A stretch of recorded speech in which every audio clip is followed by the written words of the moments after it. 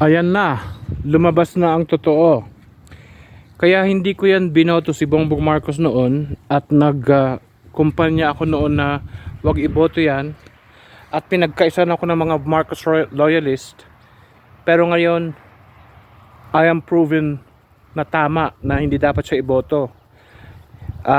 Allegedly, at alam ko din yan, nalaman ko yan nung dumadalaw-dalaw ako noon kay Madam Imelda, na nilabas na ngayon ni Maharlika na allegedly ay nagdodroga nga talaga itong si BBM.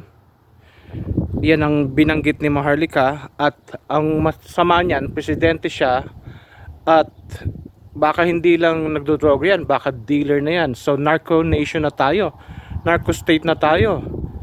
Anong dapat gawin ng mga militar sa atin? Mga anak nyo maapektuhan. It will take only 6 months from now. Babagsak na ang Pilipinas sa pagiging narco state kung hindi kayo kikilos. Ito, pakinggan yung sinabi ni Maharlika mismo.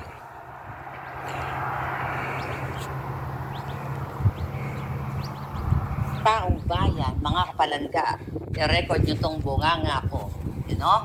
Dahil forever tong tatatak sa social media world. Okay? Lingid sa kaalaman ninyo.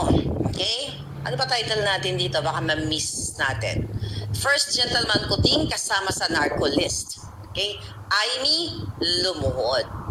Lingid sa inyong kaalaman at nakarating galing sa ating puting ahas.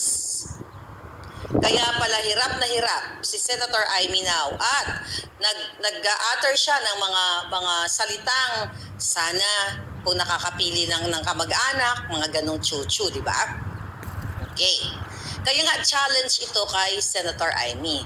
Noong 2017, hi Remy, hi Susie, okay? Noong 2017, mga kababayan, are you ready?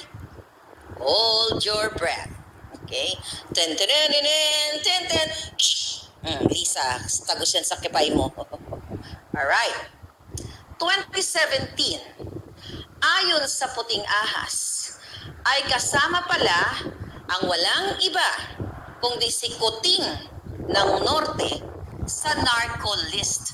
So hindi lang siya typical na pulboronic, kundi kasama siya sa narco list ayon sa ating puting ahas.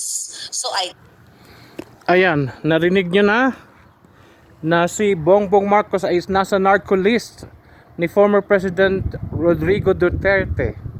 At alam ko yan bago mag-election, kaya ako nag-post sa Facebook ko na ilang beses na ako na-ban at ilang beses na rin ako na delete ng mga channels ko. I don't care kung madidelete uli ito, you know, kahit isa lang makarinig sa akin o 10, I don't care. Basta mailabas lang yung katotohanan dyan. And Maharlika, mabuhay ka sa ginagawa mo.